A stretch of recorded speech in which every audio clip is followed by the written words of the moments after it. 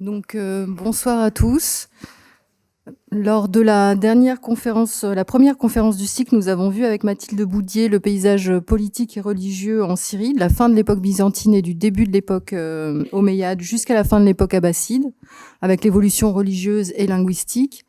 Et dans le cadre de ces transformations, Damas est devenue une métropole renommée qui a attiré savants et intellectuels au XIIe et XIIIe siècle. Et Grégory Vandamme nous avait présenté peut-être l'un des plus célèbres d'entre eux, Ibn Arabi.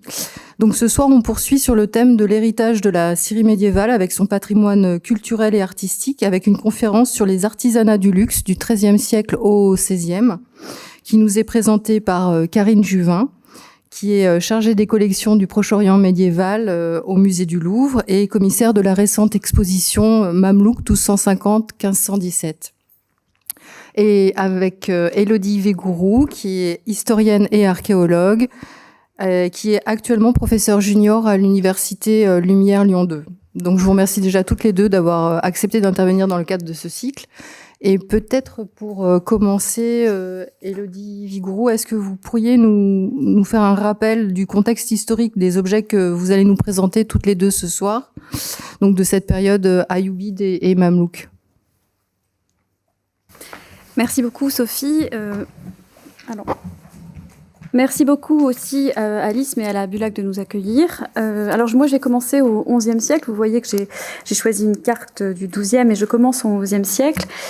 Donc, il y aura un petit hiatus avec ce que vous avez vu la semaine dernière avec Mathilde. Mais bon, Donc, alors, au XIe siècle, d'un côté, l'Égypte est gouvernée par la dynastie fatimide, chiite, et de l'autre, la Syrie-Palestine est gouvernée par des princes d'origine turque au service du sultan Seldjoukide, qui a quant à lui prêté allégeance au calife abbasside de Bagdad. Le calife de Bagdad est à la tête de la communauté sunnite. Tel est le contexte quand la première croisade est prêchée en 1095. En 1099, les croisés prennent Jérusalem, ils vont instaurer en Syrie-Palestine des États latins. Donc voici la carte que vous avez sous les yeux qui présente la localisation de ces États latins sur la côte syro-palestinienne. Le royaume de Jérusalem au sud, la principauté d'Antioche en orange en haut, le comté d'Édesse en jaune et le comté de Tripoli.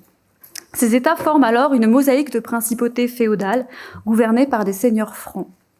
Face à eux, les puissances musulmanes locales, divisées entre différents émirs, entre différents princes, prennent conscience de la nécessité d'une réunification politique pour résister aux croisés. Le prince Noureddin d'Alep va unifier la Syrie, donc la grande province d'Alep et la grande province de Damas. Et dans le contexte de la lutte contre les croisés, il va envoyer en Égypte l'un de ses généraux, le célèbre Saladin, comme vizir, c'est-à-dire comme premier ministre du calife fatimide au Caire, la capitale fatimide. Saladin va prendre le pouvoir rapidement et mettre fin au califat fatimide, créant ainsi une principauté en Égypte en 1171.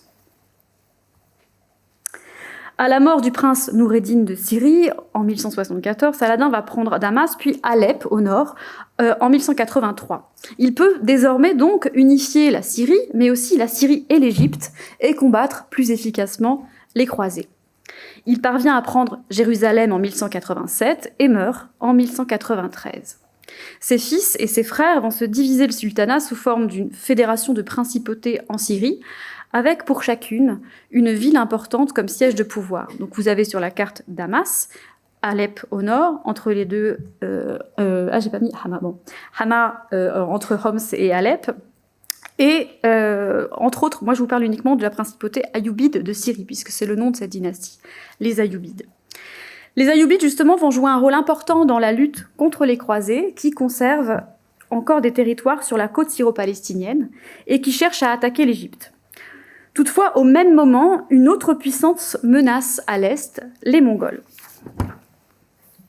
Les Ayyoubides, souvent eux-mêmes divisés, doivent affronter les croisés d'un côté, donc notamment en Égypte, et doivent engager des forces supplémentaires. Ils engagent des esclaves soldats, qu'on appelle les Mamelouks, qui sont en général des enfants raptés assez jeunes en Asie centrale, formés aux arts de la guerre et à la langue arabe au Caire. Ces Mamelouks vont prendre de plus en plus d'ascendants grâce à leur qualité guerrière au sein de l'armée, jusqu'à s'emparer du pouvoir en Égypte en 1250, puis en Syrie en 1260, à la suite de leur victoire sur les Mongols, qui sont arrivés jusque-là, je vous parlais de cette menace mongole, ils sont arrivés jusque-là, après avoir conquis Bagdad et tué le calife abbasside. Les Mamelouks sont donc à l'origine d'un nouveau sultanat qui fonctionne grâce à l'apport continu d'esclaves militaires qui, une fois convertis à l'islam et affranchis, peuvent gravir les échelons au sein de l'armée, devenir émir, c'est-à-dire prince, et même sultan. Le pouvoir, en effet, n'est en théorie pas transmissible de père en fils, mais il revient toujours en théorie au plus méritant des émirs. Les Mamelouks vont régner sur le Proche-Orient jusqu'en 1516 et sur l'Égypte jusqu'en 1517, date à laquelle les Ottomans s'emparent du Caire, donc en 1517. Oui, c'est... Par rapport au sujet au titre de votre conférence, la première question que l'on peut se poser, c'est quels sont les facteurs en fait qui ont favorisé le développement de cet artisanat du luxe et comment expliquer que la présence en fait d'artisans hautement qualifiés en Syrie à cette époque? Alors, j'ai rapidement brossé justement le contexte politique pour vous montrer que il y a un polycentrisme et plusieurs villes importantes dans cet espace syro-égyptien à l'époque, et la fabrication d'objets de luxe a pour but, dans un premier temps, de satisfaire les besoins et les goûts des élites ayyoubides installées dans ces différents pôles, donc de 1171 à 1250. La présence de ces cours princières en Syrie et en Égypte représente une clientèle riche et puissante qui recherche des biens de luxe. Ce goût est aussi celui des élites mamelouks qui suivent les Ayyoubides, donc de 1250 à 1517. Ces mamelouks qui gravitent autour du sultan au Caire, bien sûr, la capitale, mais aussi dans l'entourage des gouverneurs de province qui sont parfois des personnages très riches aussi et très importants. À l'époque ayoubide, comme à l'époque mamelouk, si la capitale du sultanat est le Caire, certaines villes de province, que vous avez sous les yeux ici sur la carte, sont politiquement et économiquement très importantes, comme par exemple Damas, Alep ou Alexandrie, bien sûr. Donc la première raison, c'est le nombre des cours princières qui représentent une clientèle. La deuxième raison de cet essor, c'est la présence en Syrie d'artisans virtuoses qui maîtrisent des techniques venues d'ailleurs. Je vous parlais tout à l'heure de cette menace mongole à l'Est. Elle est la cause notamment du déplacement d'artisans venus de Mossoul en Irak, qui vers les années 1240 vont fuir et s'installer à Damas pour exercer leur art. Donc Mossoul, normalement c'est sur une carte, c'est ici, c'est en Irak. Et donc ils vont fuir sous la menace mongole pour essayer de trouver une clientèle nouvelle, et certains d'entre eux vont venir s'installer à Damas pour exercer cet art du métal. Ils sont spécialistes d'une technique particulière qui vient de l'est de l'Iran, qu'ils ont mis, eux, en œuvre donc, à Mossoul, donc en Irak, au service de la cour locale. Ils produisaient des pièces de vaisselle ou des chandeliers, par exemple des pièces de mobilier ou de vaisselle, en alliage cuivreux, en général martelé, mais la particularité, c'est qu'ils incrustaient ces objets de métaux précieux, argent, or ou cuivre rouge. Donc vous avez sous les yeux un exemple de leur production. Cette technique, elle est particulière puisque on incruste dans un objet façonné des plaques ou des fils d'argent. C'est un peu ce qu'on va appeler plus tard le damasquinage, qui va représenter plusieurs techniques différentes, mais le mot vient de Damas. Je vous expliquerai après pourquoi. Donc, ils produisent ces types d'objets. Vous avez sous les yeux l'un des exemples les plus célèbres, qui s'appelle donc l'aiguière Blacas. Une aiguière, c'est pour verser de l'eau. Et cette aiguière Blacas, elle est conservée au British Museum et elle porte une inscription qui donne la date de 1232, qui est la date de sa fabrication. Et l'inscription en langue arabe précise aussi qu'elle a été fabriquée à Mossoul en 1232. Donc c'est une pièce qui est très intéressante parce qu'elle situe très précisément cette production à cette époque-là. Pour illustrer cette technique d'incrustation, j'ai choisi une image qui est issue d'un ouvrage publié en 2018 à l'IFPO sur l'artisanat de la métallurgie à Alep, puisque c'est un art qui était encore fabriqué et qui est sans doute encore pratiqué à Alep. Là, c'est une image des années 2000, où l'artisan prépare son dessin donc en ciselant le plateau à travers un patron avant de pouvoir y incruster des matières précieuses. Je reviens au Moyen-Âge. Nous savons que certains de ces artisans se sont installés à Damas car ils ont signé leurs pièces en indiquant dans l'inscription l'expression Al-Mawsili. Al-Mawsili, c'est-à-dire de Mossoul. Et cette expression dans leur signature, elle fait référence aussi bien à leur origine géographique qu'à leur savoir-faire, en fait, puisque c'est une spécialité de Mossoul. Je vous disais qu'il s'était installé à Damas. On en a donc une preuve au musée du Louvre, qui est une pièce très célèbre, qui est encore une aiguière, donc qui sert à verser de l'eau, et qui porte une inscription qui mentionne le nom de son dédicataire, enfin de son commanditaire, qui est donc le prince Ayoubide de Damas. Et l'inscription précise non seulement qu'elle a été faite à Damas, mais précise aussi l'année. Et donc, on a un artisan qui travaille selon les techniques de Mossoul, qui signe une pièce et qui indique que cette fois, cette pièce a été fabriquée à Damas. Cet art du cuivre incrusté, il va gagner aussi le Caire. Certains artisans vont aller aussi s'installer au Caire, la capitale, puisqu'il y a évidemment là, à cet endroit-là aussi, une cour princière susceptible d'acquérir ce type de pièces de luxe. Les artisans qui travaillent selon cette technique d'incrustation du métal vont s'adapter au goût de la clientèle mamelouk aussi, donc à partir du milieu du XIIIe siècle. Par exemple, ils vont intégrer dans le décor de ces pièces des inscriptions qui mentionnent la titulature des commanditaires ou des destinataires, et aussi des emblèmes. C'est ce que vous avez... Est-ce qu'on voit oui. C'est ce que vous avez à droite ici sur ce chandelier. Donc ce chandelier, il est réalisé en alliage cuivreux et il est incrusté d'or, d'argent et de cuivre rouge. Et on a ici un emblème qui est un emblème d'un émir. Cet émir, c'est le gouverneur de Damas qui s'appelle Kitboura. Et cette pièce, elle a été fabriquée probablement à Damas, ou au Caire, mais probablement à Damas, à la fin du XIIIe siècle, vers 1290. Donc vous avez l'évolution, ici une illustration de l'évolution de cette technique, en gros entre la période ayoubide à gauche et l'évolution vers la période mamelouk où on intègre donc ces emblèmes dans les objets, dans le décor des objets.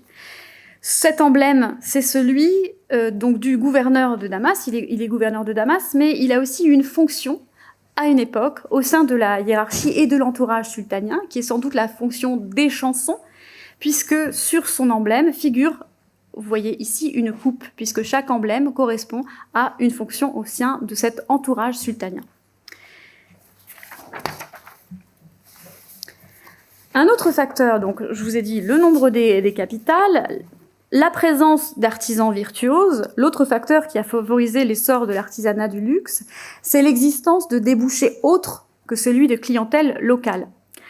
Si en théorie, depuis le concile de Latran, il n'est pas permis aux puissances maritimes européennes de commercer avec les musulmans, alors pourquoi ? Parce que l'Europe était susceptible de fournir aux musulmans du Proche-Orient et d'Égypte du bois, des métaux et des armes, et évidemment, l'Église a interdit ce commerce pour ne pas fournir des armes à l'ennemi.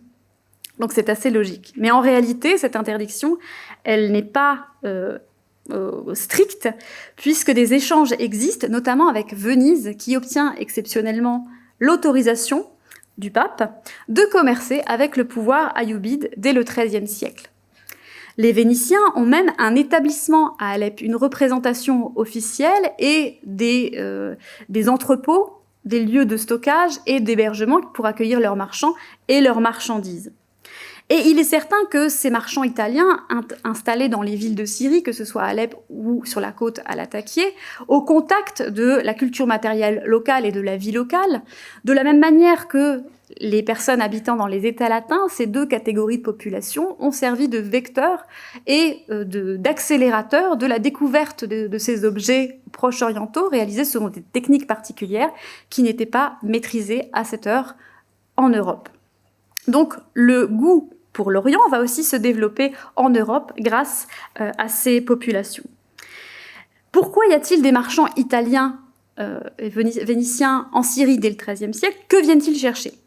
Ils viennent chercher des ressources naturelles disponibles en Syrie, à savoir en premier lieu le coton, qui est largement cultivé, notamment dans la région d'Alep et sur la côte. Ce coton, il est très précieux pour les populations européennes. Il est utilisé dans bien des domaines. Et donc, les marchands italiens servent d'intermédiaires pour faire parvenir le coton en Europe. Ils viennent aussi chercher, évidemment, du fil de soie. Alors, on en produit par exemple en Espagne, ou on commence à en produire en Italie à l'époque. Mais en tout cas, à Damas notamment, on en produit en grande quantité, puisque les surfaces plantées de mûriers blancs qui nourrissent les vers à soie sont importantes autour de Damas ou sur la côte libanaise, par exemple. Mais ils viennent aussi chercher des produits qui viennent de plus loin, évidemment, puisque les Ayyoubides, comme les Mamelouks, se présentent comme les défenseurs de l'islam et les protecteurs des lieux saints de Médine et la Mecque. Ce qui signifie, en plus, qu'ils contrôlent une partie des routes qui permettent de rapporter des épices venues d'Inde, qui arrivent par la voie maritime jusqu'au Yémen et qui ensuite traversent une partie de l'Arabie pour être redistribuées dans les grands centres urbains du sultanat. Et ce contrôle des routes est d'ailleurs à l'origine d'une grande partie de la prospérité des Ayyoubides comme des Mamelouks. Voilà les raisons qui font que tous ces facteurs ont été favorables au développement d'un artisanat du luxe en Syrie à partir du XIIIe siècle. Donc, à part l'art du métal, enfin la dinanderie que vous avez montré, est-ce qu'il existe des innovations, des nouvelles techniques qui ont fait justement que Damas devienne ce centre prestigieux de production artisanale dans le monde islamique? On va rentrer dans le vif du sujet parce qu'on va découvrir les pièces que vous avez choisi de nous montrer ce soir. Je crois du verre, des tissus, des soieries, etc. Alors, la présence de la clientèle riche et puissante a favorisé la spécialisation de Damas dans l'artisanat du luxe, non seulement dans l'art du métal incrusté, mais aussi dans l'art de la céramique, par exemple. Alors, j'ai choisi 2 exemples. Le premier, donc on va commencer par parler de celui de gauche. Il faut savoir qu'il est probable qu'à la suite donc, de l'arrivée des Mongols donc, qui viennent de l'Est et qui arrivent d'abord à Bagdad, puis en Mésopotamie, puis enfin qui envahissent une partie de la Syrie, des artisans du métal donc, sont arrivés de Mossoul, mais il est probable aussi que des artisans de la céramique sont arrivés à Damas, chassés notamment des villes de l'Euphrate, comme Raqqa, qui a été détruite donc, à cette époque-là. Et ces céramistes de talent ont aussi choisi de s'installer à Damas, puisqu'il y avait donc cette clientèle susceptible d'acheter, de se procurer leurs pièces. On va produire dans les ateliers de la ville une céramique fine, dite à décor de lustre. C'est l'exemple que vous avez à gauche. Il s'agit de pièces réalisées dans une pâte particulière déjà, une pâte riche en silice, recouverte ici d'une glaçure bleu très caractéristique. Vous voyez cette couleur bleue, elle est vraiment très caractéristique. C'est une glaçure bleu foncé, donc c'est une couche de verre, si vous voulez, sur la céramique.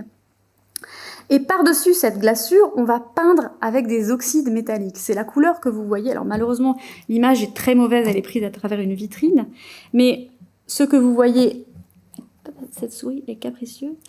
Ce que vous voyez là, en fait, c'est peint par-dessus la glaçure avec des oxydes métalliques, donc en général sous forme liquide pour pouvoir être peints.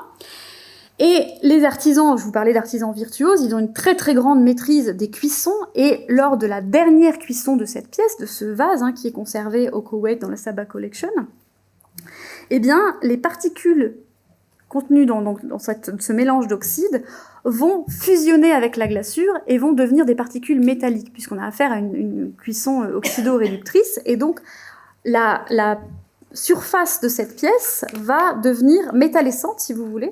Et donc ce vase, quand on le prend et quand on le bouge à la lumière, eh bien il brille comme s'il était en métal, alors que c'est de la céramique. Et c'est tout l'intérêt en fait de ce type de pièces, puisque elles sont susceptibles d'intéresser les plus rigoristes des princes musulmans, puisqu'il n'est pas autorisé de manger dans de la vaisselle, de prendre ses repas dans de la vaisselle d'or ou d'argent, et donc on garde ici un certain standing avec une pièce en céramique, mais qui a l'apparence du métal et qui est tout aussi luxueuse dans sa fabrication, puisqu'elle nécessite des artisans très spécialisés, des matériaux très particuliers, et aussi plusieurs cuissons qui doivent être réalisées selon une technique extrêmement savante et qui implique l'utilisation de beaucoup de combustible. Cette pièce, elle est très intéressante parce qu'en fait, elle porte, c'est ce que vous voyez en bas, On peut rattacher cette production, une partie de cette production de céramique à décor de lustre, puisque c'est comme ça que ça s'appelle, lustre métallique, à Damas, puisqu'on a une pièce exceptionnelle, donc qui est conservée dans la Sabah Collection au Koweït, qui mentionne qu'elle a été fabriquée donc, pour un certain Rassad el-Iskandarani, et que c'est l'œuvre de Youssouf et qu'elle a été faite à Damas. Donc ça, évidemment, c'est des pièces qui sont exceptionnelles, mais qui sont des jalons, en fait, dans cette histoire de la céramique médiévale du Proche-Orient. Alors, ces pièces, elles sont coûteuses à produire, et donc elles sont destinées à la fin du XIIIe siècle et jusqu'aux années probablement 1330 à une clientèle aisée. Damas, dans le domaine de la céramique, va aussi se spécialiser à partir de la fin du XIVe siècle dans la production d'un autre type de céramique que vous avez sous les yeux. Donc ici, c'est un bol à droite, un bol qui est décoré de motifs bleus sur fond blanc, et ça, c'est caractéristique de cette production de la fin du XIVe siècle et du XVe siècle à Damas, puisque ça cherche à imiter les porcelaines chinoises des dynasties Yuan ou Ming, en utilisant non pas du kaolin, puisqu'elles ne sont pas faites à partir de kaolin, qui est la matière première de la porcelaine, mais en utilisant une pâte siliceuse et en faisant un décor bleu sur blanc pour rappeler les motifs chinois. Ces céramiques, elles s'inspirent de la porcelaine chinoise, puisque la porcelaine chinoise est employée par les élites mamelouks à l'époque, lors de repas, lors de banquets, on en a des mentions dans les sources, et ces porcelaines, elles arrivent notamment par l'océan Indien, et certaines traversent aussi cette fameuse route qui relie l'Arabie à Damas et au Caire. Et ce bol, donc, est conservé, je ne l'ai pas précisé, ce bol est conservé au département des arts de l'islam du musée du Louvre et il est exposé. Il était exposé à Abu Dhabi en ce moment. À Abu Dhabi en ce moment, Carrie. Alors, un autre domaine dans lequel les artisans damascènes vont exceller, c'est celui des soieries. On produit de la soie en Syrie depuis l'époque byzantine. Ça, c'est pas un problème. Mais l'arrivée au Proche-Orient d'étoffes venues d'Iran, mongol et même de Chine,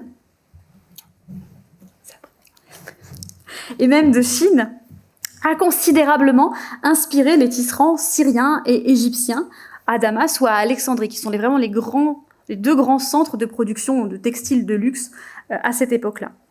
Les tisserands vont adopter à Damas, dans la première moitié du XIIIe siècle, un type de métier à tisser très particulier venu d'Iran, qu'on appelle le métier dit à la tire, pour fabriquer des soieries qu'on appelle façonnées, des soieries complexes, comme par exemple le lampas.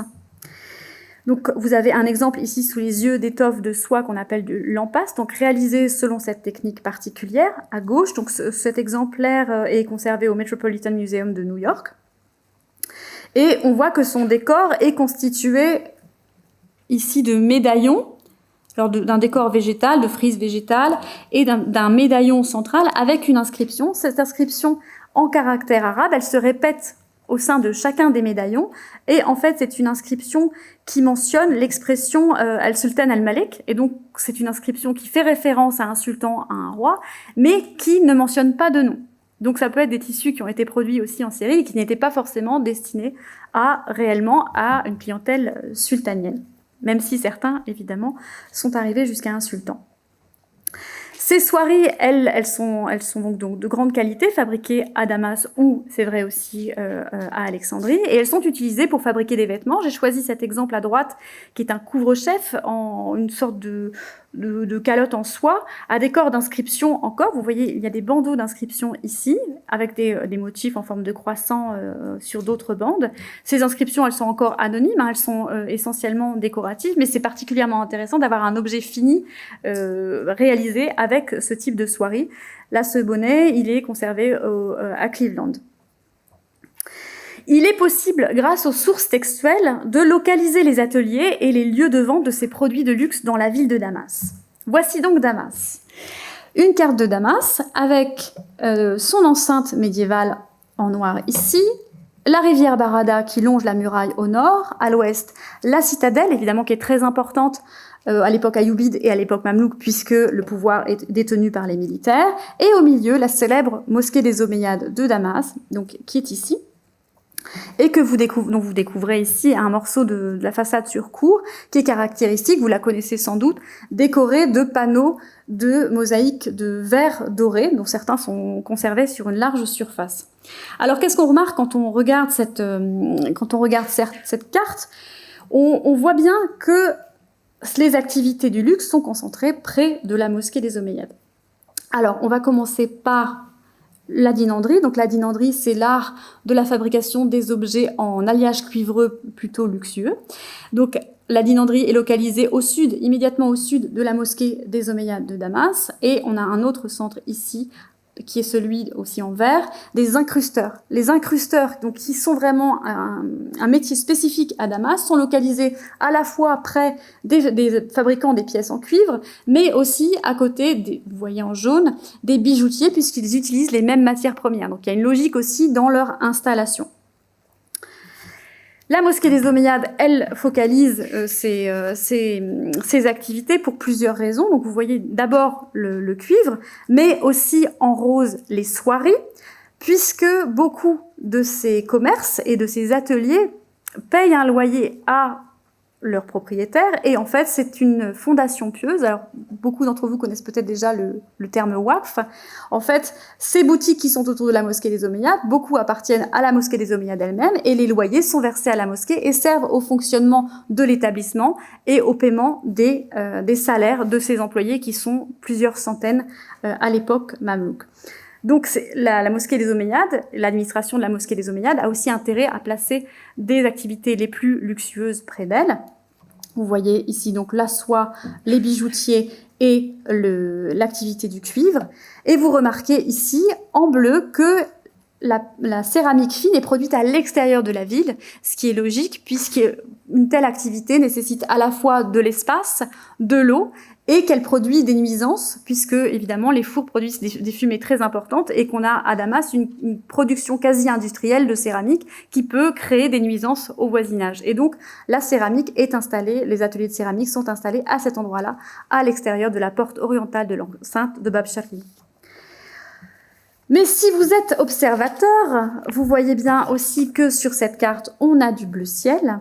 Et ce bleu ciel fait référence à une autre des innovations importantes à Damas, à savoir le verre émaillé. N'est-ce pas, Karine Juvin?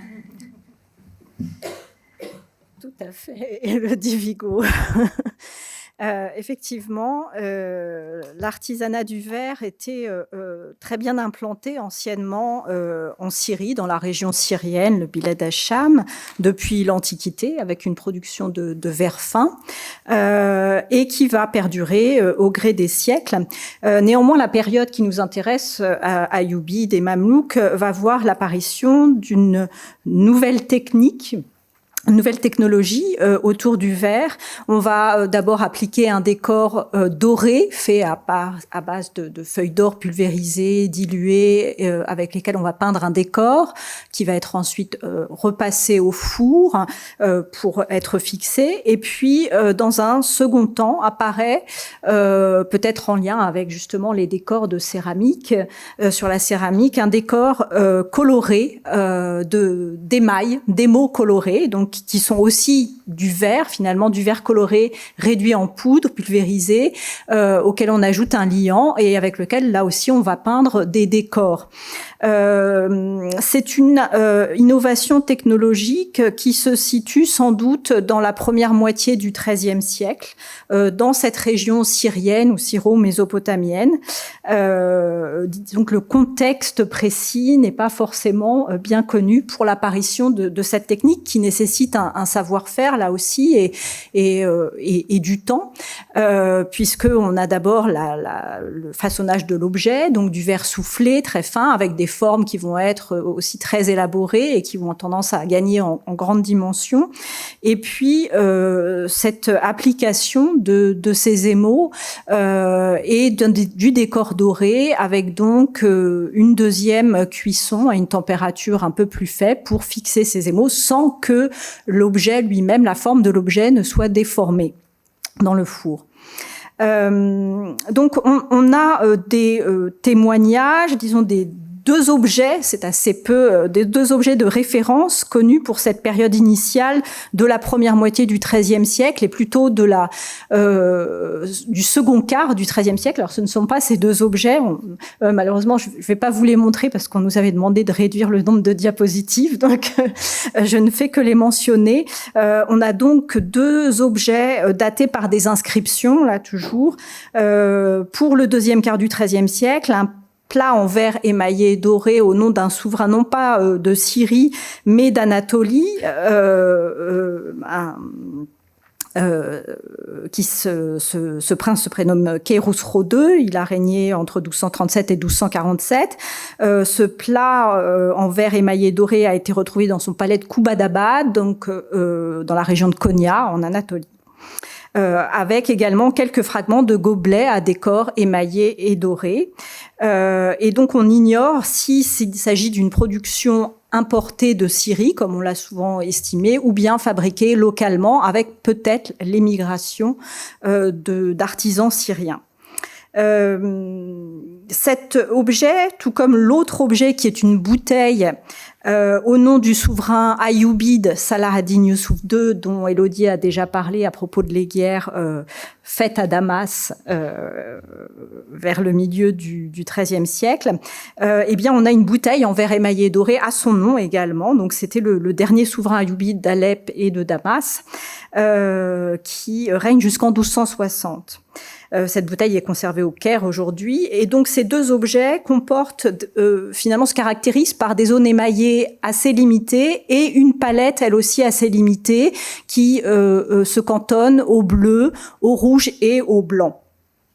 On peut encore mentionner quelques objets trouvés en contexte archéologique dans la région syrienne, sur des sites croisés, sites de Montfort et d'Arsouf, et également lors des fouilles de la citadelle de Hama, donc qui se situe entre Damas et Alep.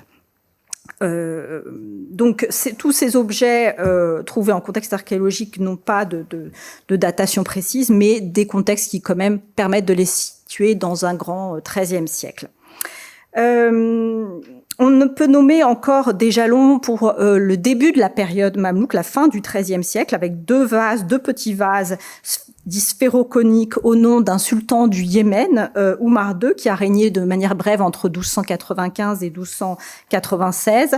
Là aussi avec une même palette limitée, rouge, blanc, bleu, et donc ce sont disons les premiers jalons de cette production, mais ces objets eh bien ne nous indiquent pas, là encore une fois, un centre de production précis. Voilà, on est dans la zone syrienne, mais on n'a pas d'objets en verre finalement qui nous disent fait à Damas, comme on peut avoir pour quelques objets en métal. En revanche, on a donc les deux objets que vous avez sous les yeux maintenant, qui sont deux petites lampes de mosquée, typiques de cette production, bien d'une forme d'objet qui va être abondamment produite à la période mamelouk. Et donc ici, on a deux objets qui peuvent être attribués à une production damascène, puisque par leurs inscriptions, sur lesquelles j'ai travaillé il y a quelques années, nous permettent de les relier à des monuments de Damas et à des personnages, en tout cas même pour les deux d'entre eux, qui ont vécu à Damas. Et donc on aurait là deux jalons importants d'une production de verre émaillé et doré à Damas à la fin du XIIIe siècle. Donc cette production qui est attestée par ailleurs par les sources, par des documents donc localisés, en tout cas à la période mamelouk au moins, et par des différentes sources, notamment de voyageurs italiens entre la fin du XIIIe et la fin du XIVe siècle. Alors pour commenter un petit peu ces deux objets qui sont extrêmement intéressants et qui avaient été un petit peu pas oublié, mais négligé, disons, pendant longtemps. Eh bien, donc vous avez à gauche une lampe de mosquée qui est conservée au musée du Louvre et qui comporte une inscription de dédicace, ou plus exactement de dépose en waqf,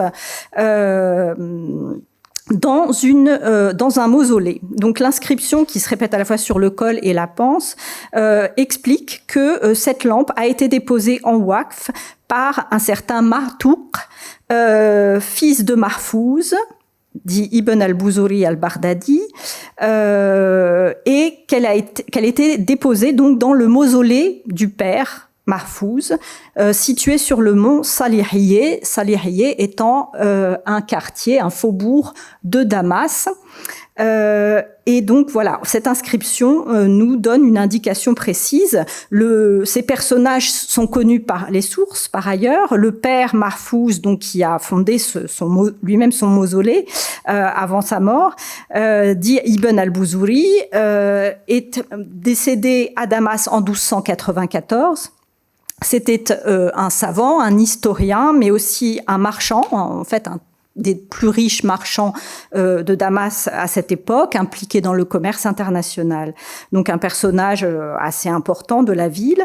Et donc le mausolée pour lequel la lampe avait été fabriquée, est également cité dans les sources, dans des descriptions de Damas médiévales, des descriptions de ce quartier de Salihiyeh. Je crois que j'ai mis une petite photo, d'ailleurs, voilà, pour un élément de contextualisation auquel on reviendra peut-être après, si tu veux bien revenir à la diapositive. Donc on sait qu'il était situé au centre de ce quartier, près du marché au coton. À cette époque, à Salihiyeh, c'était considérablement développé au cours du XIIIe siècle. C'était devenu un lieu important d'enseignement religieux, avec la fondation de nombreuses madrasas et quelques mosquées. Et c'était aussi devenu un lieu de sépulture, donc qui était dû à la fois à la réputation traditionnelle de sainteté de cet emplacement sur le mont Kasyoun et lié au développement des madrasas funéraires. On sait que le père Mahfouz avait aussi légué sa bibliothèque personnelle dans ce mausolée, donc on avait à la fois une fonction funéraire et une fonction d'éducation, justement. Alors, ce mausolée est mentionné encore au début du XVIIIe siècle comme existant, et puis ensuite, il semble qu'il ait disparu au cours de la période moderne. J'ai pu rapprocher cette lampe qui a certaines caractéristiques morphologiques propres aux lampes du début de la période mamelouk, une taille plutôt limitée, elle est haute d'environ 27 cm, des formes, la forme des anses par laquelle on suspendait ces lampes qui, vous le voyez, se termine par une forme de pastille aplatie. Et puis de différents qualités de la calligraphie aussi, avec beaucoup de signes décoratifs calligraphiques, et puis quelques motifs ornementaux comme des nœuds, des frises végétales, et le motif des petites lancettes en pointe que vous trouvez dans la partie basse et que vous retrouvez, donc vous retrouvez tous ces éléments, ces données sur la lampe de droite, qui est une lampe conservée au British Museum, et qui donc lui ressemble énormément, si bien que je me suis dit que fatalement elle avait dû être fabriquée au même endroit à la même période. Alors l'inscription qui figure en grands caractères est une inscription coranique. En revanche, sur les petites zones, les pastilles aplaties des anses, on a des petites inscriptions qui indiquent que cette lampe a été faite pour la mosquée qui se trouvait dans le mausolée à Sahibia Taqwiya, donc du Sahib Taqi ad-Din. Alors Sahib, c'était un terme qui était utilisé pour les vizirs à cette époque.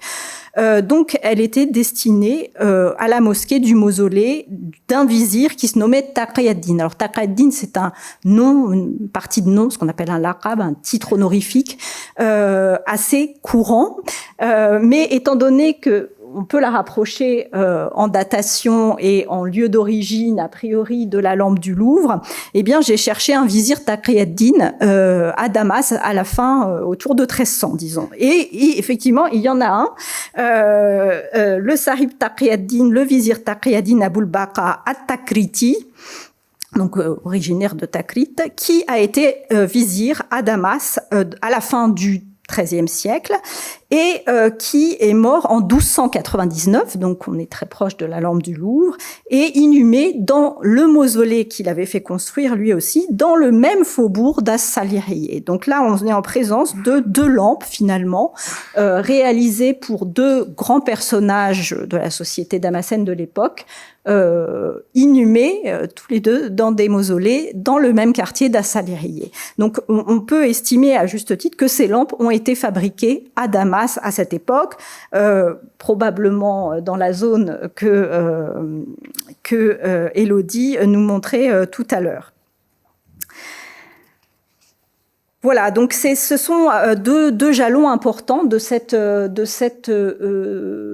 production de verre émaillé et doré qui va se développer, continuer à se développer à Damas. Alors on peut, à partir de ces repères, essayer de réattribuer d'autres pièces qui ne comportent pas d'inscription, mais qui ont des éléments de décor assez semblables.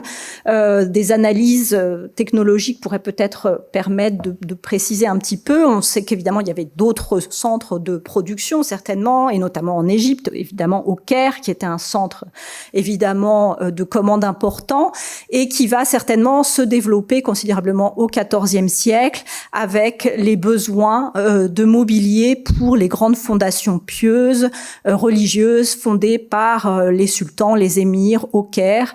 Et donc, on a une production de verre émaillé et doré qui va se développer au Caire aussi au XIVe siècle. Et puis, c'est une production, là aussi, qui a intéressé, en dehors des frontières mamelouques, les verres émaillés et dorés comme technique très particulière et très précieuse, ont été recherchés bien au-delà des frontières, envoyés en cadeau diplomatique. On a des verres justement émaillés et dorés envoyés par exemple au sultan Rassoulide du Yémen, mais on a aussi beaucoup d'objets qui ont été commandés, achetés sur les marchés par les Européens, les marchands européens, et ça a été assez bien travaillé à partir des sources européennes qui mentionnent ces verres émaillés et dorés, et le fait qu'on envoyait même des marchands émissaires pour chercher spécifiquement tel ou tel type d'objet. Donc voilà, ce sont des objets en verre émaillé qui ont voyagé. On en a retrouvé aussi à Madagascar, on a montré un verre dans l'exposition mamelouk, et très probablement même jusqu'en Chine. Et c'était ma question suivante, en fait, puisque vous avez parlé tout à l'heure des échanges commerciaux des Vénitiens, et du coup, la question qu'on avait envie de se poser, c'était parmi les pièces qui étaient produites à Damas, en fait, quelles étaient celles qui étaient destinées, s'il y a des exemples, au marché local. Et justement, est-ce que vous avez des exemples de pièces à nous montrer qui étaient fabriquées pour être exportées, à part le verre émaillé, bien sûr? Alors, oui. Les deux en même temps. L'artisanat du luxe, il était au départ vraiment destiné à la riche clientèle locale. La vaisselle de métal, on le sait, ou la céramique lustrée, le verre émaillé était aussi utilisé par les élites et équipaient aussi leurs fondations pieuses. Ça, Karine vient de nous l'expliquer, mosquées, mausolées ou lieux d'enseignement. Les soieries servaient à fabriquer notamment les robes d'honneur offertes par le sultan aux plus méritants de ses émirs ou aussi en cadeau diplomatique. J'ai en effet commencé à parler tout à l'heure du sujet des Ayyoubides et des Mamelouks et des relations entre les pouvoirs et les Européens, puisque ce ne sont pas les seuls, les locaux, à apprécier ce luxe à l'oriental. L'embargo pontifical que j'évoquais tout à l'heure sur le commerce, il a été régulièrement contourné, l'exemple des Vénitiens du milieu du XIIIe siècle le montre, et après la prise de Saint-Jean d'Acre par les Mamelouks et la fin des États latins en 1291, l'heure est maintenant aux affaires, et un accord commercial, ouvertement, un accord commercial est signé en 1302 entre les Vénitiens et le pouvoir mamelouk.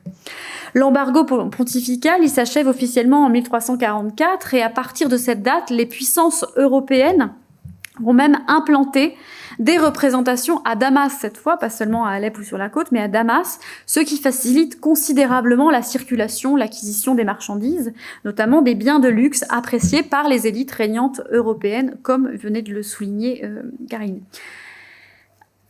Un exemple ici, voici deux œuvres picturales italiennes. L'une représente à gauche un personnage théoriquement vivant au début du XVIe siècle dans une ville mamelouk, ou vivant dans une ville mamelouk au début du XVIe siècle. Vous voyez qu'il est habillé avec un turban et avec une robe. Cette robe, c'est une robe en soie qui peut faire penser justement à ces robes offertes ces robes en soie offertes aux émirs les plus méritants. Donc là, voilà, c'est tel qu'il était représenté par un peintre italien du début du XVIe siècle qui a vu circuler ces étoffes.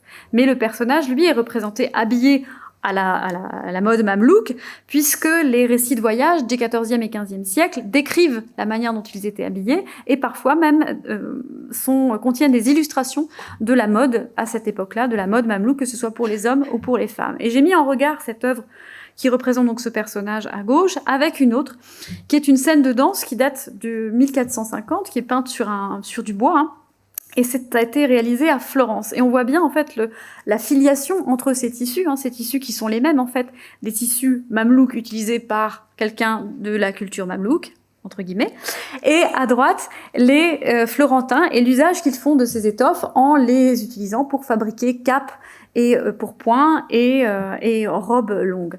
Donc voir ce goût en fait partagé de ces étoffes de soie, c'est particulièrement frappant dans la peinture italienne. Les soieries sont mentionnées d'ailleurs dans les inventaires princiers des XIVe et XVe siècles, princiers européens.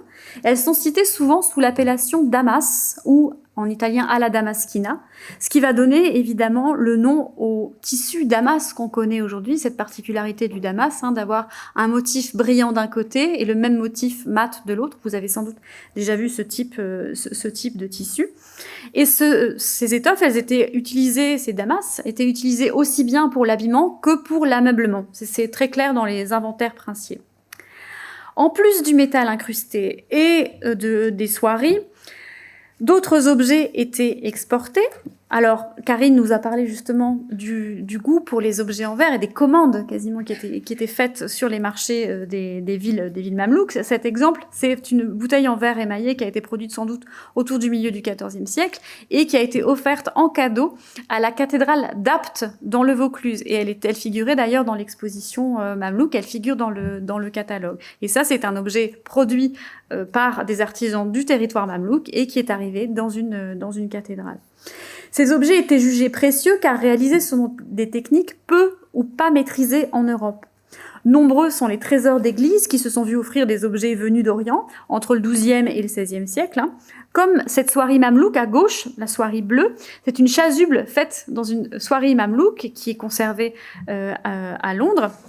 Et on voit très bien que c'est le même type de tissu que ce qu'on a vu tout à l'heure, avec un décor de médaillon. Alors là, il n'y a pas forcément d'inscription, mais c'est vraiment la même technique et le même vocabulaire décoratif, mais qui s'est transformé en chasuble et qui a été utilisé donc dans le cadre d'une église. Alors on n'a pas là l'identité de cette église.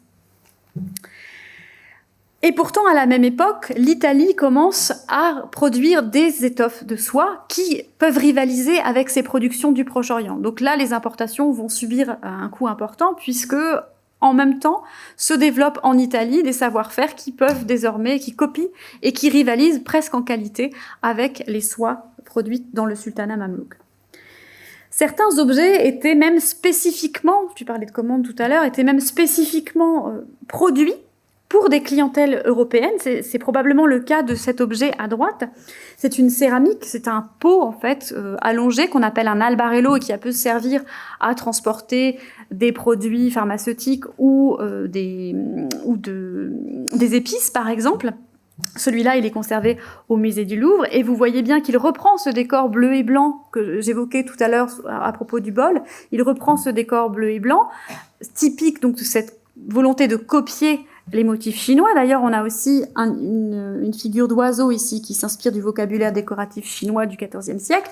Mais ce qui frappe dans cet objet, c'est évidemment la présence en plein milieu de cette fleur de lys. Cette fleur de lys qui est d'un type spécifique qui fait que les historiens de l'art rapprochent cette fleur de lys de Florence. Et donc cet objet aurait pu être commandé, fabriqué spécifiquement dès le départ pour être exporté vers Florence.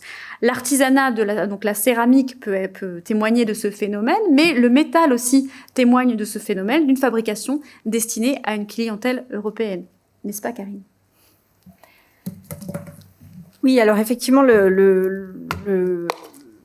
la production d'objets en métal incrusté a fait l'objet aussi d'un commerce important avec l'Europe notamment, ou d'autres régions. Là aussi, les métaux incrustés mamelouks ont beaucoup voyagé de l'Afrique jusqu'au Yémen, en passant par l'Europe et d'autres régions encore. Alors ici, on a deux exemples qui intéressent les rapports commerciaux et diplomatiques avec l'Europe. À gauche, ici, un bassin au nom du roi de Chypre, U4 de Lusignan, qui entretenait des rapports commerciaux, diplomatiques avec les Mamelouks, avec une influence assez forte des pratiques de la cour mamelouk aussi, finalement. Alors ici, on a peut-être un objet diplomatique, justement, ou une commande, on ne sait pas trop. En tout cas, vous voyez qu'il comporte tout de même une large inscription en arabe, une large écriture qu'on appelle le soulous, qui est très présent sur les objets mamelouks.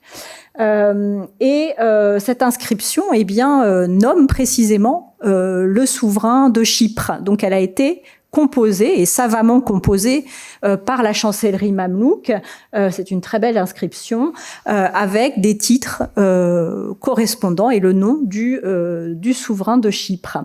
Et puis à l'arrivée à Chypre, alors on ne le voit pas sur cette image, mais à l'intérieur, sur le bord intérieur de ce bassin, alors c'était des grands bassins, là ça fait partie des très belles pièces fabriquées à la période mamelouk. Ce sont des bassins qui servaient lors des banquets au lavage des mains. Finalement, il fonctionnait avec une aiguière, donc un vase à eau, et donc c'était vraiment des pièces là aussi de prestige. Donc ce bassin, dans son pourtour intérieur, comporte aussi une inscription en caractère latin, en français, qui à nouveau nomme le souverain de Chypre en ajoutant une mention qui ne figure pas dans l'inscription en arabe, qui est celle de roi de Jérusalem, qu'évidemment la chancellerie mamelouk n'aurait pas accepté d'inscrire. Donc on a ici un exemple d'une production de luxe mamelouk destinée à un souverain chrétien en l'occurrence.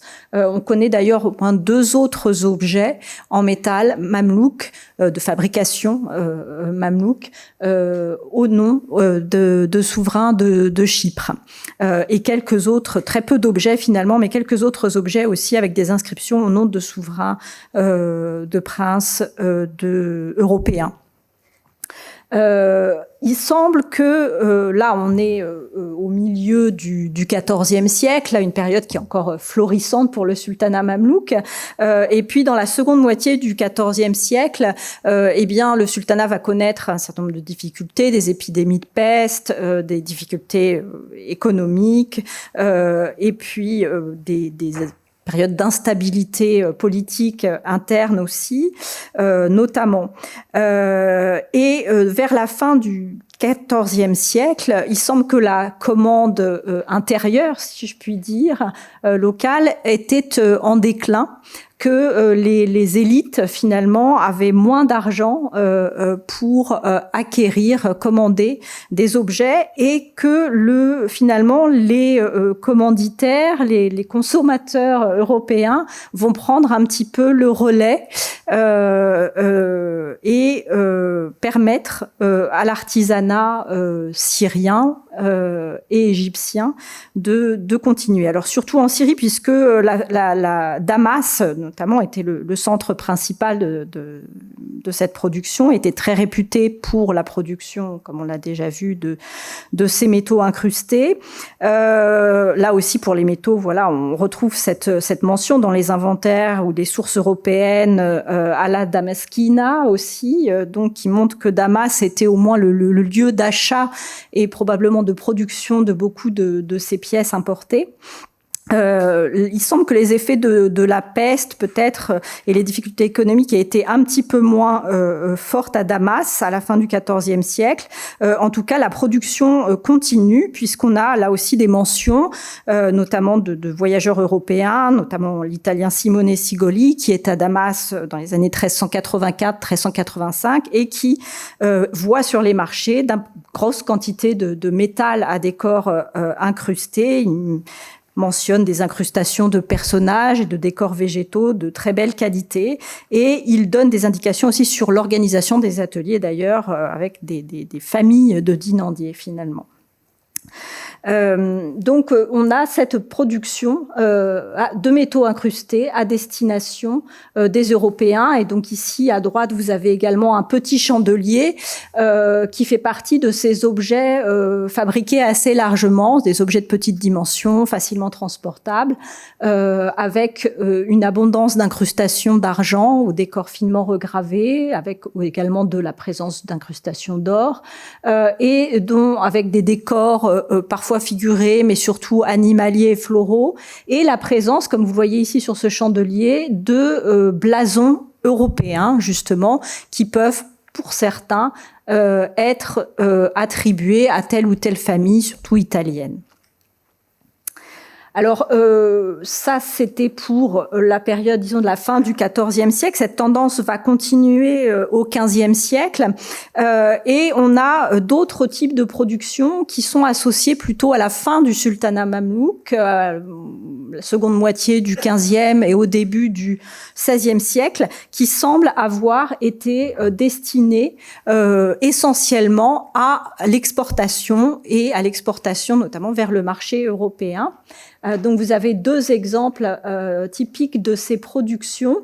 Alors une spécialiste des arts mamelouks, Doris Berens Abou Seif, a d'ailleurs donné une appellation assez récemment à cette production. Elle l'a appelée Export Style, donc en référence à sa destination, puisque ces objets finalement n'ont pas été retrouvés au Proche-Orient, mais figurent dans des collections européennes et surtout italiennes, avant d'être passées dans les collections muséales européennes pour la plupart.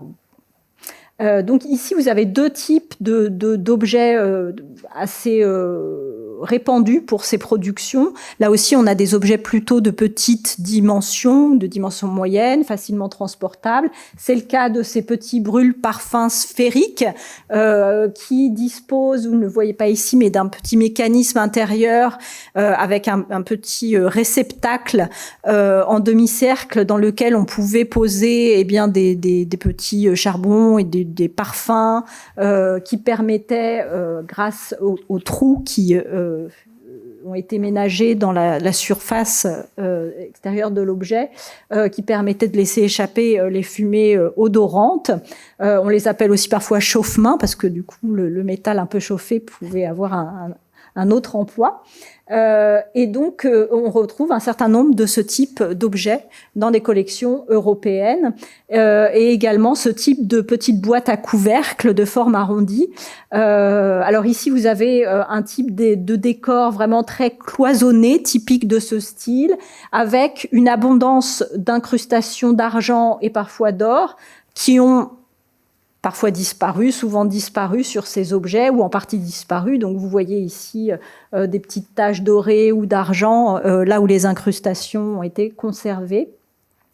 Avec un répertoire végétal très très stylisé, des motifs géométriques, parfois des pseudo-inscriptions aussi. On essaie d'imiter des inscriptions plutôt de style koufique, avec beaucoup aussi de formes de nœuds, donc un décor assez élaboré. Mais donc pour quasiment tous ces objets, on n'a absolument pas d'inscription arabe, ce qui peut s'expliquer justement par une clientèle qui n'est pas locale, qui est une clientèle européenne. Mais par ailleurs, en cette fin du XVe siècle, on a aussi beaucoup d'objets qui étaient destinés à une clientèle locale, et ça, on peut le savoir également via les inscriptions, justement, qui figurent sur un certain nombre d'entre eux. Alors, voilà, vous avez, c'en est un exemple ici à droite avec ce petit pichet à panse globulaire avec une anse, vous le voyez, sinueuse qui prend la forme d'un dragon. Alors, c'est une forme tout à fait unique par son style décoratif, cloisonné, là aussi de pseudo-inscriptions en partie, des motifs végétaux. On peut tout à fait rattacher ce pichet à ce fameux export style que je vous ai montré juste avant. Sauf que ce pichet, lui, comporte aussi des inscriptions en arabe qui sont des inscriptions poétiques et qui, du coup, l'assignent plus logiquement à une production locale destinée au goût des élites urbaines, civiles, éduquées, pour lesquelles qui aimaient à avoir ce type d'objet avec des inscriptions poétiques qu'on connaît par plusieurs exemples à la période mamelouk, notamment au XVe siècle, où on a comme ça beaucoup d'objets qui comportent des inscriptions poétiques qui peuvent être assez stéréotypées, qu'on retrouve à l'envie d'un objet à un autre. Ce pichet a la particularité d'avoir une inscription plutôt originale, qui lui est unique, et donc qui témoigne de cette atmosphère cultivée des élites urbaines, peut-être de Damas, peut-être de Syrie. Alors, il y a la question du lieu de production de ces objets dits export style. Est-ce qu'ils ont été faits en Égypte? Est-ce qu'ils ont été faits en Syrie? On n'a pas vraiment d'éléments, puisqu'encore une fois, on les connaît par des collections occidentales. Néanmoins, si on considère là encore que la Syrie, Damas, mais aussi Alep étaient des zones de commerce florissantes à la fin du sultanat, avec des Européens très présents dans ces villes, on peut estimer qu'il est possible que cette production soit syrienne. En tout cas, c'est une production de très belle qualité. Alors, j'avais mis à côté, pour comparaison, une forme, parce que cet objet est aussi intéressant dans sa forme, puisque cette forme, qui est là aussi unique à cet objet dans un contexte mamelouk, en revanche, est bien connue pour la zone iranienne, disons. Et ici, vous avez un exemple d'un pichet, alors qui pourrait se situer un petit peu entre les deux, parce qu'il est intéressant, il est signé par un artisan, lui.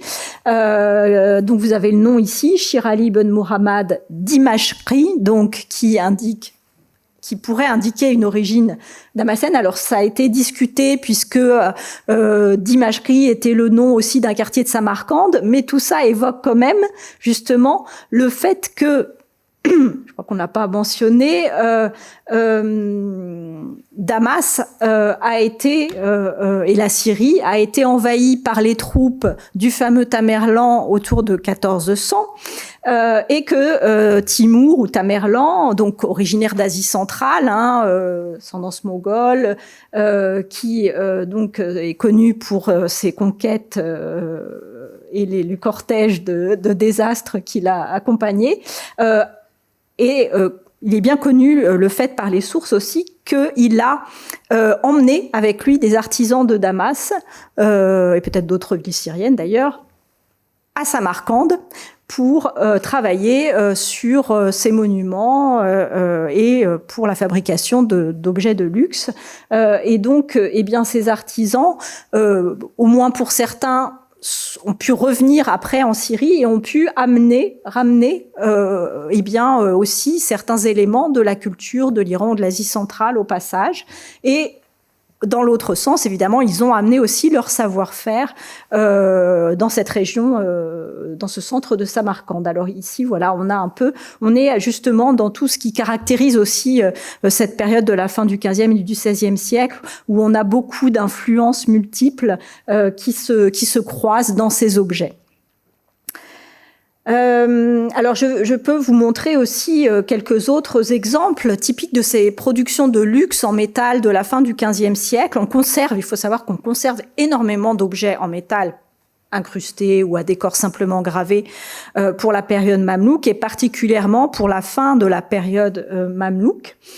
Et ici, eh bien, cet objet qui est conservé au musée du Louvre est un document aussi intéressant pour eh bien attester de la continuation d'une production de métal incrusté de luxe à destination d'une commande locale à la toute fin du sultanat mamelouk. C'était une production qui n'était pas donc uniquement destinée à l'exportation, mais aussi fabriquée éventuellement pour le marché local. Donc c'était également un chandelier qui était un peu passé, qui n'était pas vraiment passé sous les radars, si je puis dire, pendant longtemps, et qui a aussi une inscription au nom d'un personnage qui n'avait pas été identifié jusque récemment, pour lequel j'ai proposé une identification. Donc l'inscription indique que ce chandelier a été fait pour un certain Taqi-ad-Din, encore une fois, Abou Bakr, qui était le fils d'un grand juge, Abd al-Bar. Alors là aussi, on peut tenter une identification. À la fin du sultanat, sous le règne du l'avant-dernier sultan mamelouk, Qanso al-Khoury, qui règne entre 1501 et 1516, eh bien, il y avait un grand juge, Abd al-Bar, qui occupait une position très importante dans le cercle du pouvoir mamelouk. C'était le grand juge hanafite. Et il était assez proche du sultan. Et il était d'une famille originaire d'Alep, les fameux Ibn Ashina. Et incidemment, une source de cette période, un historien Ibn Iyas, mentionne à un moment donné les fils de ce grand juge, Mahmoud et Abou Bakr. Là, on retombe sur un Abou Bakr, fils du cadi, du grand juge Abd al-Bar. Et ces deux fils sont assassinés au moment de la conquête ottomane au Caire. Il se trouve que ce Abou Bakr, second fils, en tout cas puis né du grand juge Abd al-Bar, est mentionné également dans un dictionnaire biographique des grands personnages d'Alep. Donc il est mentionné de manière assez intéressante comme quelqu'un qui avait un petit peu adopté les manières d'être des émirs mamelouks. Il parlait la langue circassienne, il maniait la lance, il montait à cheval. Et donc là, on a aussi ce mélange intéressant, cette rencontre entre les élites urbaines, civiles et les classes militaires à la fin de cette période mamelouk. Et donc il est mentionné dans ce dictionnaire des grands personnages d'Alep, ce qui pourrait indiquer qu'il avait une résidence assez suivie à Alep pour figurer dans ce dictionnaire. En tout cas, la famille avait toujours des liens. En tout cas, ça permet de dater ce chandelier assez précisément entre la mort du père du grand juge Abd al-Bar en 1515, puisqu'il est désigné comme mort dans l'inscription, et la mort de son fils 2 ans plus tard en 1517. Donc, il permet de dater ce chandelier qui, dans certains de ses détails de décor, peut se rattacher aux productions de l'export style. Donc on a un type d'objet de prestige lié aux élites civiles égyptiennes, syriennes à cette époque. Et puis on a aussi d'autres types de productions à décor là aussi incrusté, plus finement incrusté, avec des fils d'argent qu'on peut relier à des membres des élites civiles de Damas aussi. Alors qui ne sont pas précisément datés, mais là aussi plutôt fin de la période mamelouk. Notamment, on a quelques petites boîtes de ce type qui devaient contenir des instruments professionnels. L'une d'entre elles, à gauche, conservée au Metropolitan Museum, a une inscription au nom d'un mouaqit, c'est-à-dire celui qui était chargé de définir les heures attachées à la grande mosquée de Damas, les heures de prière notamment. Donc, astronome de formation. Et puis à droite, une boîte au nom d'un médecin, par contre, le médecin Younous, qui pourrait, là vous voyez qu'il y a une très forte similarité dans les formes et le type de décor, qui pourrait aussi être attaché à un hôpital de Damas, peut-être au Maristan Nouri de Damas, et qui est conservé à Copenhague.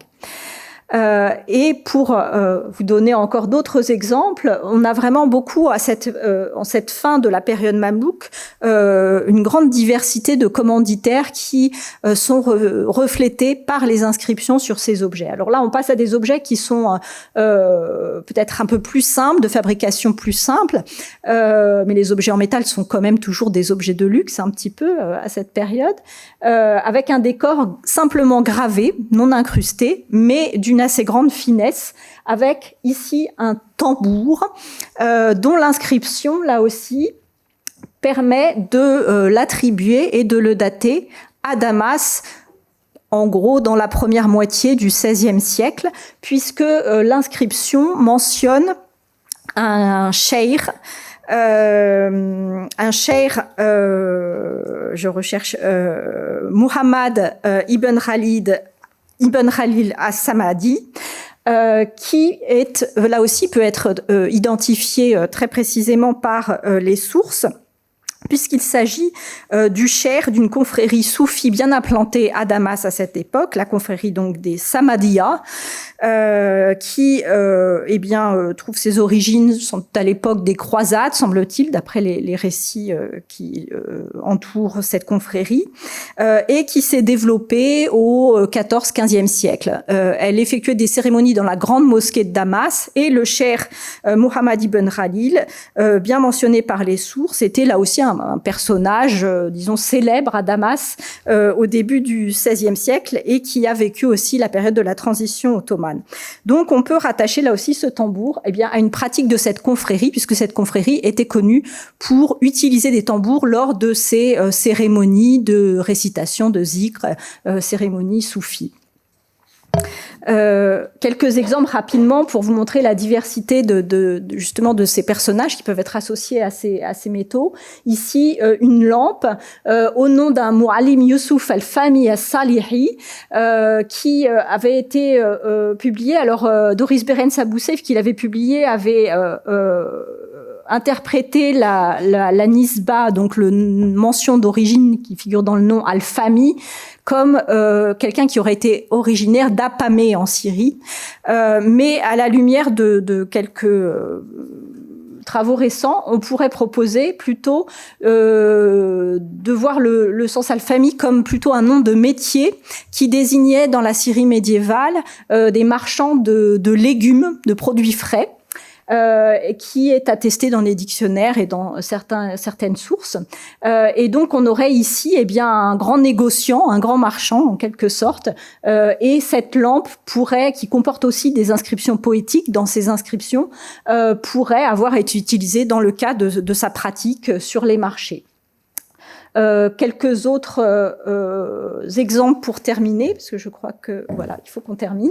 Un autre plat, alors qui a été publié partiellement, qui est conservé à Damas au Musée national, avec, vous voyez, un décor assez simple et une fine inscription sur le pourtour du plat, qui est au nom d'une femme.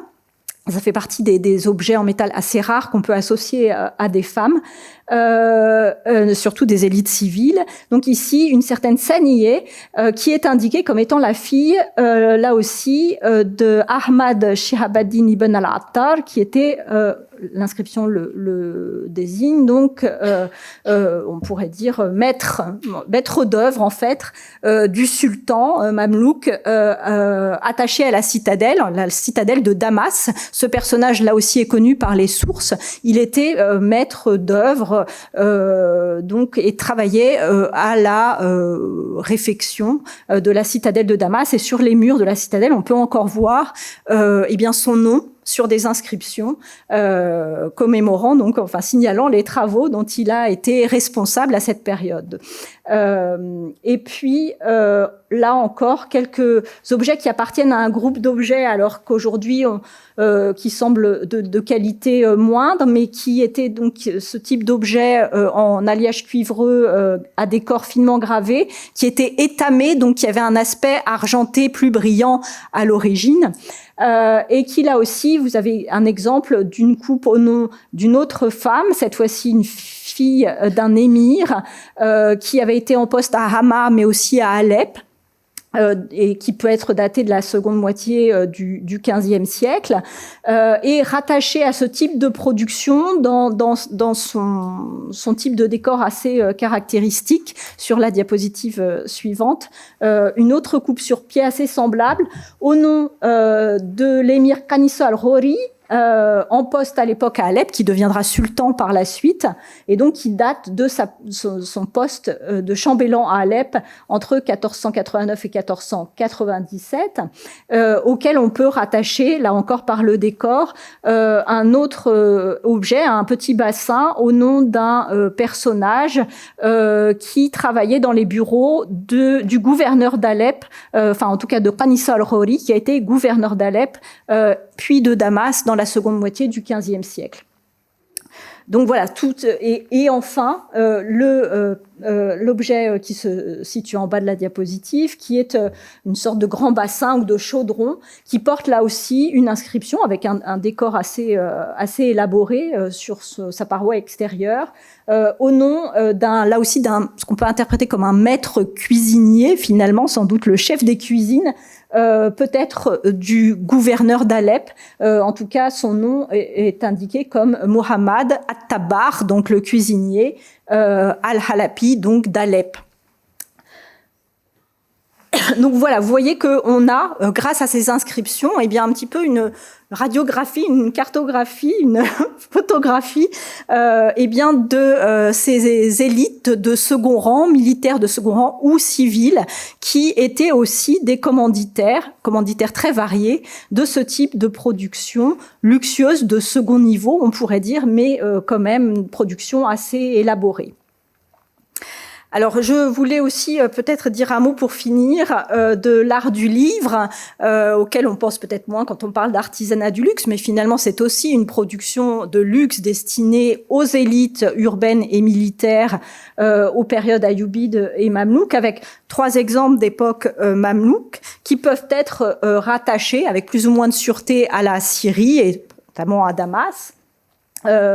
Et qui évoque là aussi différents types de commanditaires. À gauche, eh bien, vous avez un manuscrit chrétien qui permet aussi d'évoquer la présence, évidemment, des communautés chrétiennes en Syrie à cette époque. Au XIVe siècle, la communauté des chrétiens en Syrie semble assez florissante, assez dynamique et relativement prospère. Et on voit, eh bien, justement, la production de manuscrits de luxe, richement enluminés, peints à l'or et au pigment, réalisés pour des élites locales ou peut-être parfois aussi pour, justement, des personnages européens présents à Damas. Ici, vous avez des épîtres de Paul réalisés en 1342 pour un marchand chrétien, peut-être syrien ou égyptien, on ne sait pas très bien l'identifier, réalisé par un moine, le moine Touma Ibn as-Safi, qui est connu par plusieurs manuscrits, et un autre de ces manuscrits a été réalisé à Damas aussi, en 1341 pour un consul italien en poste à Damas. Et puis on attribue souvent un certain nombre des manuscrits à peinture de cette époque à une production damascène, même si on manque d'informations sur les destinataires de ces ouvrages. Et enfin, à droite, vous avez un exemple d'une production de manuscrits avec un fin décor enluminé et une très belle calligraphie utilisant l'or, notamment, réalisée à Damas en 1432 par un calligraphe damascène assez réputé, dont on trouve la trace dans les sources, qui s'appelle Sharaf al-Amir, réalisé pour un juge qui était intendant de l'armée à Damas. Donc voilà, là aussi, à travers ces manuscrits, eh bien, on peut évoquer la diversité des commanditaires et la diversité de cette société damascène et syrienne à la période mamelouk. Qui était eh bien à l'origine ou destinataire de ces objets de luxe. On vous remercie beaucoup pour cette conférence. Et juste vous dire que la prochaine conférence aura lieu exceptionnellement un mardi, le 2 décembre prochain à 19h. et portera sur la période ottomane avec Vanessa Guénaud et Salam Kawakibi. Donc voilà, je vous remercie. Merci.